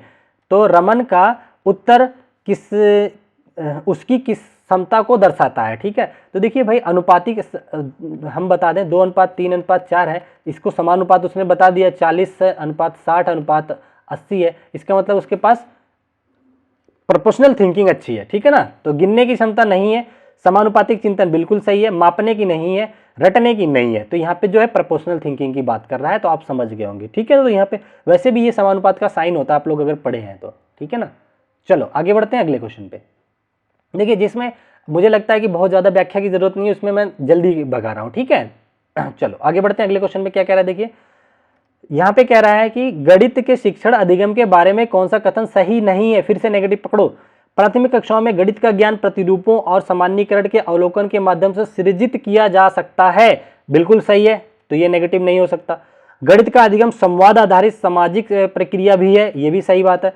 कह रहे गणित ज्ञान के सृजन में संस्कृति और संदर्भों का कोई भूमिका नहीं है, गलत बात है। पहले के जीवन में संस्कृति और सभ्यताओं की बहुत भूमिका रहती है गणित में। ठीक है ना, तो ये आपके लिए गलत है, तो यही आंसर हो जाएगा। ठीक है ना, कह रहे गणित की अच्छी अध्यापिका विद्यार्थियों की गणित में रुचि का संवर्धन कर सकती है, बिल्कुल आप में से बहुत सारी जो बहनें हैं वो टीचर बनेंगी तो संवर्धन करेंगी ही। ठीक है ना, ये पॉजिटिव है, तो ये भी आंसर नहीं होगा क्योंकि नेगेटिव वाला पकड़ना था हमें। आगे बढ़ चलते हैं अगले क्वेश्चन पे। अच्छा, अगला क्वेश्चन देखिए आपसे क्या कह रहा है। यहाँ पे कह रहा है कि निम्नलिखित में से कौन सी गणित की समावेशी कक्षा के लिए सबसे कम प्रभावशाली शास्त्रीय प्रणाली है? तो कह रहा है यूजिंग ICT टूल, अच्छी बात है। कह रहा है यूजिंग स्टैंडर्डाइज्ड टेस्ट, देखिए स्टैंडर्डाइज्ड वर्ड ही जो है नेगेटिव में चला जाता है, मानकीकृत टेस्ट लगाना ये कोई भी समावेशी इंक्लूसिव एजुकेशन में सपोर्ट नहीं करता, तो ये नेगेटिव है, तो ये आंसर हो सकता है। कह रहा है मॉडल जैसे कि स्पर्शी आरेख और गिनतारा प्रयोग करना, अच्छी बात है। रचनात्मक और योगात्मक टेस्टों को देना ये भी अच्छी बात है, तो ये आंसर नहीं होंगे। आपने से पूछा हुआ था कम प्रभावशाली, तो इसका जो करेक्ट आंसर हो जाएगा सेकंड हो जाएगा, ठीक है ना। मानकीकृत वर्ड देखते ही आपको नेगेटिव टैग वर्ड में आता है, याद रख लो। अगला कह रहे हैं निम्नलिखित में से कौन सा गणित में सबसे कम रूप से संबंध है। निगमनात्मक विवेचना, डिडक्टिव रीजनिंग अच्छी चीज है, लॉजिकल रीजनिंग अच्छी चीज है, एग्जिम्स अच्छी चीज है, ये गणित से रिलेटेड है। एक्सपेरिमेंटेशन जो होता है ये साइंस से रिलेटेड है, प्रयोग करना ना गणित में कम यूज होता है, ज्यादा जो संबंध रखता है किससे, विज्ञान से रखता है। तो इसका जो करेक्ट आंसर हो जाएगा सी ऑप्शन हो जाएगा। चलिए अगला क्वेश्चन देखिए क्या कह रहा है, निम्नलिखित में से कौन सी विधि गणितीय उपपत्तियों में उपयोग नहीं होती है, ठीक है ना। तो अनुभविक यानी कि एक्सपीरियंशियल ऑब्जर्वेशन, केवल देख करके एक्सपीरियंस कर लेना इस गणित में नहीं होता, गणित हल करके आंसर लाने की विधि होती है, एक विषय होता है। निगमनात्मक विवेचना सही है, सत्यापन सही है, तर्कपूर्ण, ये सब सही आंसर है, तो ये आंसर नहीं होंगे। जो करेक्ट आंसर हो जाएगा नेगेटिव वो 1 हो जाएगा, ठीक है ना। तो ऐसे क्वेश्चन के आप ऑप्शन एलिमिनेट भी कर सकते हैं। अगला देखिए क्या कह रहा है, कह रहा है निम्नलिखित में से कौन सा गणित में आकलन और मूल्यांकन करने का उच्च उद्देश्य नहीं है। तो यहाँ पे कह रहा है उद्देश्य नहीं है, वो पूछा है, कह रहा है नेगेटिव। तो प्रतिभावान विद्यार्थी की पहचान के लिए उन्हें बुद्धि लब्धि स्तर का पता चले, ऐसा नहीं है, इसलिए गणित नहीं पढ़ाया जाता, इसलिए फीडबैक नहीं लिया जाता कि हम जान जाए कि कौन टॉपर बनेगा कौन फेल होगा, ये चीज़ें गलत होती हैं। तो इसका जो नेगेटिव आंसर है यही है। विशिष्ट क्षेत्रों में अवधारणाओं में विद्यार्थी की कठिनाइयों को पहचानना, सही बात है। शिक्षण विधि में उपयुक्त परिवर्तन लाना, ये भी सब सही है। तो इसका जो करेक्ट आंसर है पहला हो जाएगा, ठीक है ना। अच्छा, आप में से देखिए एक किसी गुड़िया ने कमेंट किया था कि हमें जो है अलजेब्रा में प्रॉब्लम आ रही है। वैसे तो मैंने 3 लेक्चर ले रखे हैं, पार्ट 1, 2, 3। मैं एक बार फिर आप लोगों के अलजेब्रा के कॉन्सेप्ट के साथ सारे प्रीवियस ईयर की एक बड़ी सी वीडियो ले आ देता हूँ, ठीक है ना, ताकि आप लोगों के सारी प्रॉब्लम सॉल्व हो जाए। और एक बच्चे ने कमेंट किया था इसके लिए क्या कहते हैं, पेडागोजी के लिए, मैथ की, तो ये मैंने देखो आज करा दिया है, ठीक है। अगर वो बच्चे भी सुन रहे हैं इसमें तो आप लोग कमेंट जरूर कीजिएगा कि हाँ आपकी नीड पूरी हो रही है कि नहीं, तो इस ताकि और भी बच्चे जो है अपने कमेंट दे सके और मैं कोशिश करूँ कि आपकी ज़रूरतों को पूरा कर सकूँ, ठीक है ना। चलो आगे कह रहे हैं कि निम्नलिखित में से कौन सा ज्यामिति में समरूप की अवधारणा को प्रस्तुत करने के लिए सर्वाधिक उपयुक्त शिक्षण अधिगम संसाधन हो सकता है, ठीक है ना। तो ज्यामिति की बात करें, पॉजिटिव क्वेश्चन है, कह रहे हैं एक रूप वस्तुओं की विभिन्न मान वाली फोटोग्राफिक छवियां लगाना, ये सही है। देखो पढ़ो क्वेश्चन को, कह रहे हैं निम्नलिखित में से कौन सा ज्यामिति में समरूपता की अवधारणा को प्रस्तुत कर सकता है। तो अब एक जैसी कई सारी फोटोग्राफ लेके आओगे, जैसे ये लाया तो आप बता सकोगे ना कि समरूप है। कई सारे चित्र लेके आओ, फोटोग्राफिक छवियां जो है समरूपता को बता रही हैं, तो ये पॉजिटिव है।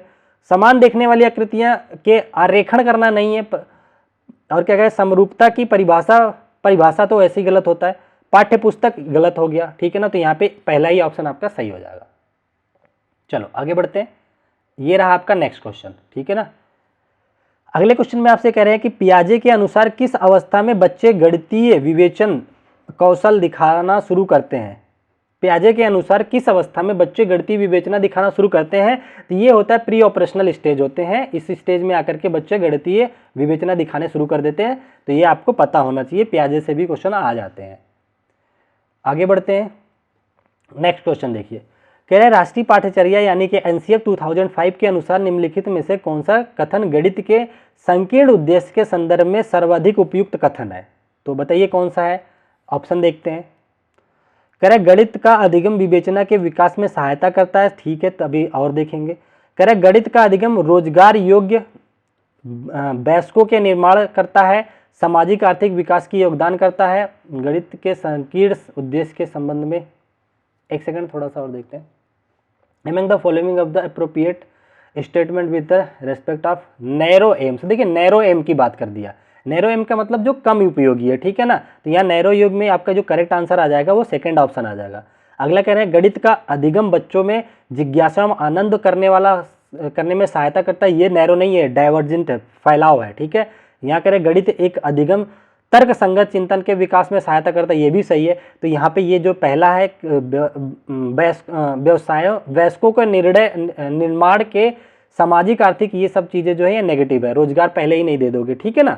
तो ये आपको समझ आ गया होगा कि क्यों नेगेटिव है, क्योंकि ये कम उपयोगी है। इसने यही पूछा था कि नैरो कौन सा है, नैरो एम्स का। सॉरी, काफ़ी लगातार जो है बोलना पड़ जाता है ना, तो थोड़ा सा थकान भी हो जाती है। तो चलो, यहाँ तक जो बच्चे यहाँ तक जुड़े हैं ना, वो सारी फीलिंग्स को समझते हैं कि हाँ टीचर थक सकते हैं। वो किसी चीज़ को कोई नेगेटिव नहीं लेंगे, बल्कि वो अप्रिशिएट करेंगे कि हाँ सर सही है, पानी पी लो, ये कोई दिक्कत नहीं है। ठीक है, मैं आपकी फीलिंग्स को समझ सकता हूँ, क्योंकि अभी मैं लाइव नहीं पढ़ाता हूँ। जिस दिन लाइव पढ़ाऊंगा ये आप खुद ये कमेंट आएंगे निकल करके, जैसे ही इतनी लंबी क्लास कभी होगी तो। ठीक है ना। चलो, यहाँ पे कह रहे हैं निम्नलिखित में से कौन सा कथनों पी और क्यू के द्विशर्तात्मक, यहाँ पे कह रहे हैं कि बाई कंडीशनल स्टेटमेंट। देखिए मैं आपको बता दूं, बाई कंडीशनल स्टेटमेंट में आपको दो वर्ड जरूर देखने को मिलेगा, इफ एंड ओनली इफ।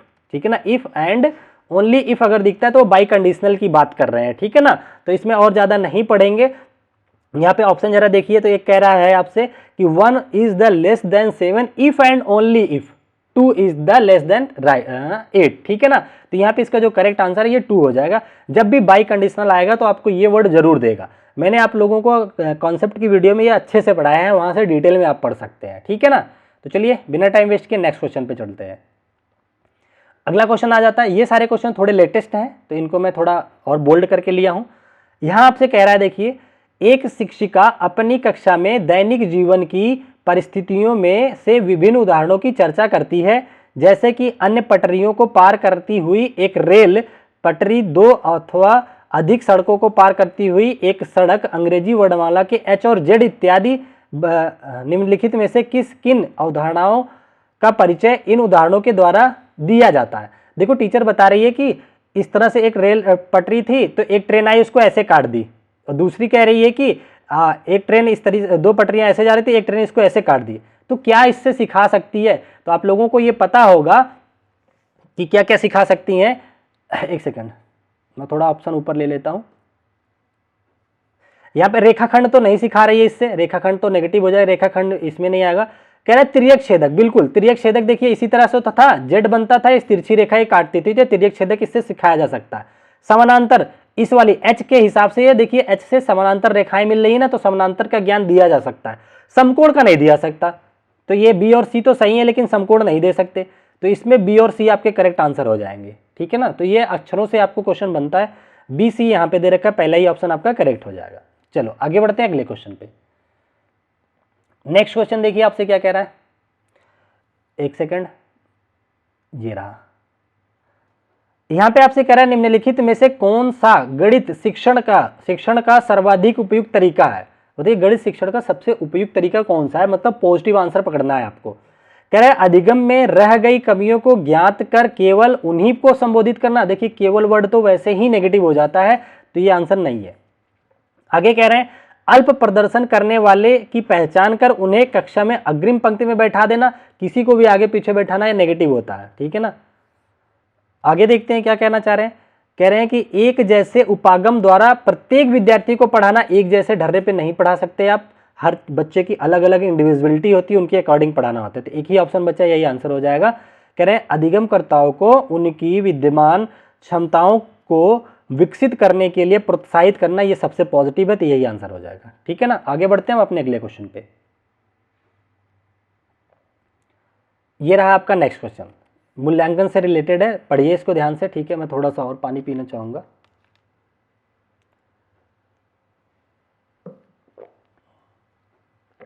ठीक है, चलो यहां पे कह रहे हैं निरंतर और व्यापक मूल्यांकन सीसीई के लिए निम्नलिखित में से क्या सही है, पॉजिटिव बात करना है। ठीक है ना, कह रहे हैं निरंतर और व्यापक मूल्यांकन में आकलन प्रक्रिया में पूर्व ज्ञान समझने के स्तर और अधिगम प्रक्रिया का आकलन सम्मिलित होना चाहिए। बिल्कुल सही बात है, तो ये तो आंसर हो सकता है आपका, पर अभी देखेंगे और पढ़ेंगे क्या कहना चाह रहे हैं। अगले ऑप्शन में कह रहे हैं कि निरंतर और व्यापक मूल्यांकन के लिए शिक्षक महसूस करते हैं कि उनमें से हर एक बच्चों को अधिगम का आकलन करने के लिए प्रतिदिन कुछ गृह कार्य देना चाहिए। केवल गृह कार्य देना ये अच्छी बात नहीं है। यहां कह रहे हैं निरंतर और व्यापक मूल्यांकन केवल अंकों को ग्रेड परिवर्तित करने के लिए नेगेटिव हो गया, मूल्यांकन नंबर देने के लिए नहीं किया जाता है। आगे क्या कह रहे हैं कि निरंतर और व्यापक मूल्यांकन में जांच परीक्षण अधिक और शिक्षण कम थोड़ी है, पढ़ाओगे भी केवल जांच थोड़ी करोगे आप, तो ये भी गलत है। ठीक है ना, तो आपका जो करेक्ट आंसर है पहला ही मिल गया। चलो आगे बढ़ते हैं अगले क्वेश्चन पे। यहां पे देखिए क्या कह रहा है, कह रहा है निम्नलिखित में से कौन सी गणित में एक अवधारण मानचित्रण, ठीक है, एक अवधारण मानचित्र की आवश्यकता विशेषताएं हैं, ठीक है ना। तो बताइए इसमें से कौन सी मानचित्र की आवश्यकता विशेषताएं हैं। पहला कह रहे हैं कि यह अंशदायी उप अवधारणाओं का उपयोग करके एक अवधारणा के वैचारिक विश्लेषण को निरूपित करता है। बिल्कुल सही है, आप अपने विचारों को मानचित्र के माध्यम से जो है निरूपित कर सकते हैं, ये पॉजिटिव है। कह रहा है ये संकेतों चिन्हों के साथ दिशात्मक और दर्शाते हैं, दिशात्मकता की ओर दर्शाते हैं कौन सी अवधारणा किसके लिए पूर्व अपेक्षित है। बिल्कुल सही है, ये भी सही है। इसमें मानचित्र की बात करिए ना, तो मानचित्र के माध्यम से आप देखते होंगे एरो लगा होता है, ये दिशा वगैरह बताते हैं, ये भी पॉजिटिव है। कह रहे हैं कि एक विशिष्ट अवधारणा के सीखने में रह गई कमी को पहचानने के लिए इसका उपयोग नैदानिक प्रयोग के लिए नहीं किया जा सकता। गलत है, क्यों नहीं किया जा सकता, किया जा सकता है, तो ये गलत हो गया आपका। अगला कह रहे हैं कि इन्हें बार बार उपयोग नहीं किया जा सकता। किसने मना कर रखा है, कर सकते हो आप उपयोग बार बार, मानचित्र बना करके पढ़ना तो अच्छी चीज़ है, फ्लो चार्ट वगैरह, तो ये भी गलत हो गया। यहाँ पे जो करेक्ट आंसर है आपका केवल ए और बी, ओनली ए और बी, डी ऑप्शन पे दे रखा है यहाँ पे, देखिए ओनली ए एंड बी। चलते हैं आगे, बढ़ते हैं अपने अगले क्वेश्चन की तरफ। ये रहा आपका आज का नेक्स्ट क्वेश्चन, इसको भी ध्यान से पढ़िए। इसमें क्या कह रहा है, कह रहा है गणित की प्रकृति के बारे में निम्नलिखित में से क्या सही नहीं है, नेगेटिव आंसर पकड़ना है। कह रहा है स्कूली स्तर पर गणित में शिक्षार्थियों में विभिन्न अभिवृत्ति आवश्यक होती है।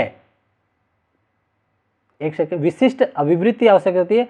Mathematics at school level requires special aptitude in learner, सही है। गणित की प्रक्रिया के बारे में निम्नलिखित में से क्या सही नहीं है, ये तो सही होना चाहिए। कह रहा है mathematics at school level required special aptitude learn in learn. अच्छा देखिए, स्कूल लेवल पे बहुत ज़्यादा स्पेशल लर्निंग की जरूरत नहीं है, तो ये आंसर हो सकता है, ये नेगेटिव की तरफ जा रहा है। आगे देखते हैं, कह रहा है गणित में प्राथमिक अवधारणाएं प्रकृति में अमूर्त होती हैं, प्राथमिक जो होती है अमूर्त होती हैं, 100% है, ठीक है, ये सही है, तो ये आंसर नहीं हो सकता। अगला कह रहे हैं कि गणित निगमनात्मक विवेचना पर भी आधारित होती है, ये भी सही बात है, तो ये भी गलत हो गया आपका। अगला क्या कह रहे हैं आपसे, देखिए गणित उन अधिकांश विषयों की तुलना में बहुत अधिक अमूर्त और पदानुक्रमित होती है बच्चे के उसी उम्र के सीखने में। देखिए 5वीं क्लास में जो बच्चा एसएसटी पढ़ेगा और वहीं एक बच्चा मैथ पढ़ रहा है, तो मैथ की एसएसटी की तुलना में मैथ जो है ज़्यादा अमूर्त होता है, ठीक है ना, तो ये बिल्कुल सही बात है, तो ये भी आंसर नहीं होगा। यहाँ पे इन्होंने कहा है कि हाई लेवल की रिक्वायरमेंट होती है स्कूल में बहुत हाई लेवल एप्टीट्यूड की जरूरत नहीं है कि आप कैट लेवल की रीजनिंग करा रहे हैं, ये चीज़ें नेगेटिव चली गई, ठीक है ना। तो आप समझ गए होंगे कि क्यों नेगेटिव गया आंसर। आगे बढ़ते हैं, अगला क्वेश्चन। यहाँ पे देखिए आपसे कह रहा है कि गणित की कक्षा में तर्क वितर्क के संबंध में निम्नलिखित में से कौन सा कथन उपयुक्त है। तो बताइए तर्क वितर्क में कौन सा उपयुक्त है। कह रहा है इसे तर्क की एक पंक्ति के रूप में समझा जा सकता है जो यह दिखाने या समझाने का इरादा रखता है कि गणितीय परिणाम सत्य हैं। तो ये पॉजिटिव आंसर है, सही पूछा ना, कथन के लिए उपयुक्त है, ये तो आंसर हो सकता है। आगे देखते हैं, यह अन्य अनुभवजन्य विषयों की तरह ही हमेशा गणित की मददगार होता है, ये भी सही है। एक सेकंड, इसमें दो आंसर कैसे सही हो रहे हैं। अच्छा ठीक है, ये कूट वाला क्वेश्चन है, ठीक है, पहला भी सही लग रहा था। कह रहा है ये अन्य अनुभवजन्य विषयों की तरह ही हमेशा गणित में मददगार होता है। नहीं भैया, अन्य विषय के जैसे जो एसएसटी की कंसेप्ट अलग होते हैं, मैथ के कंसेप्ट अलग होते हैं, तो ये नेगेटिव चला गया। अगला क्या कह रहे हैं कि यह गणित शिक्षा में स्वयं शोध दृष्टिकोण पर भी एक हिस्सा हो सकता है, ये पॉजिटिव है। अगला क्या कह रहे हैं कि प्रारंभिक कक्षा में विद्यार्थी के लिए यह कम उपयोगी है क्योंकि इसका मूल्यांकन कठिन है, गलत है, ठीक है ना। इन्होंने क्या पूछा था, तर्क वितर्क, तो देखिए तर्क वितर्क ए में भी अच्छी बात कही है, सी में भी अच्छी बात कही है, ठीक है ना, तर्क वितर्क को लेकर के। तो यहाँ पे आपका ए और सी करेक्ट आंसर हो जाएगा, जो कि पहले ही ऑप्शन पे दे रखा है, ठीक है। चलो आई थिंक आप समझ गए होंगे, काफ़ी क्वेश्चन हम लोगों ने डिस्कस कर लिया। एक सेम इसी तरीके की मैराथन क्लास और लाऊंगा, जो बच्चे खुचे क्वेश्चन है, जो जुलाई वाले क्वेश्चन है अभी लेटेस्ट वाले, उन सारे को मैं समेट लूंगा इस बार। यहाँ पे कह रहे हैं निम्नलिखित में से कौन सा कथन गणित की पाठ्य पुस्तक के संबंध में सही नहीं है। तो देखिए ये बहुत कॉमन क्वेश्चन होता है, इसका आंसर हर कोई कर सकता है। जैसे इस ऑप्शन में आ जाइए, एक गणित की पाठ्य पुस्तक में केवल देखिए है, केवल हल किए उत्तर होने चाहिए, ये गलत है, तो यही आंसर हो जाएगा। तो आपको और ज़्यादा ढूंढने की जरूरत नहीं है। अगला क्वेश्चन देखिए कंजेक्चर के बारे में मैंने आप लोगों को बता दिया है कि एक स्वयं सिद्ध ऐसा सिद्धांत है जिसको कि प्रूफ करने की ज़रूरत नहीं होती है। तो यहाँ पे कह रहा है बिल्कुल भी महत्वपूर्ण नहीं है, एक गलत बात है। कह रहा है कि एक प्रतिज्ञप्ति या निष्कर्ष है जो सिद्ध हो चुका है, नहीं वो एग्जिम्स होता है, ये गलत है। केवल माध्यमिक स्तर के लिए, देखिए केवल वर्ड आ गया तो वैसे भी गलत है। अगला क्या कहना चाह रहे हैं ये, देखिए कह दिया ना, कंजक्चर हमने पढ़ा रखा है, पढ़ लीजिएगा जा करके, कि एक प्रतिज्ञप्त या निष्कर्ष है जो बिना प्रमाण के एक अस्थायी आधार पर सत्य माना जाता है। कैसे, जैसे a बराबर b है और मैं कह दूं b बराबर c है, तो इसे प्रूफ करने की जरूरत नहीं है। एक आप मान सकते हो कि a b के बराबर है, b c के बराबर है, तो a बराबर c आप ऐसे ही बोल सकते हो, ठीक है ना, a बराबर c। तो इसे किसी परिमाण की जरूरत नहीं है। तो अब आपको आपका आंसर मिल गया होगा, D is the correct answer. आगे बढ़ते हैं अपने अगले क्वेश्चन पे, ठीक है ना। अगर देखिए जो आप में से यहाँ तक क्वेश्चन देख लिया है, यकीनन आप लोग एक बहुत अच्छी डायरेक्शन में जा रहे हैं, आप सारे 120 प्लस वाले हो, ठीक है, ये यकीन मान के चलो, और मेरी ब्लेसिंग्स भी आपके साथ है, ठीक है। तो मेहनत से इसी तरीके से पढ़ते रहिए, सारी मैराथन क्लास देखते रहिए, आप लोग बहुत अच्छा नंबर लेके आओगे। देखिए कह रहा है कथन 6 के गुणज से एक कम या एक अधिक अभाज्य संख्याएं हैं, खाली स्थान एक उदाहरण है। तो एक कंजक्चर का उदाहरण ये मान लिया जाता है सत्र, 6 से कम एक छोटा और 6 से बड़ा एक, ये आप जो है कंजक्चर में देखेंगे तो ये आपका करेक्ट आंसर हो जाएगा यहाँ पे सी, ठीक है ना। तो ये आज का आपका आखिरी क्वेश्चन था। आई होप आप लोगों ने वीडियो को एंजॉय किया होगा, क्लास को एंजॉय किया होगा, ठीक है ना। तो बाकी अच्छा बाकी हाँ देखिए, अगर किसी की और कोई नीड है तो आप कमेंट जरूर कीजिएगा। ये जो मैं चैप्टर ला रहा हूँ ये आप लोगों के कमेंट के हिसाब से ही आ रहे हैं। अभी जो क्या कहते हैं अलजेब्रा आने वाला है वो भी किसी के कमेंट है, ये आज की क्लास भी कमेंट में है। बाकी आप लोग कमेंट कीजिए आप लोगों को और क्या बेहतर चाहिए, और मैं पूरी कोशिश करता हूँ कि आप लोगों के लिए बेहतर से बेहतर करूँ, बस आप लोग सपोर्ट करते रहिए, ठीक है। तो चलिए आज की क्लास को यहीं तक रखते हैं, फिर मिलेंगे आपसे नेक्स्ट क्लासेज में। तब तक के लिए आप अपना ध्यान रखें।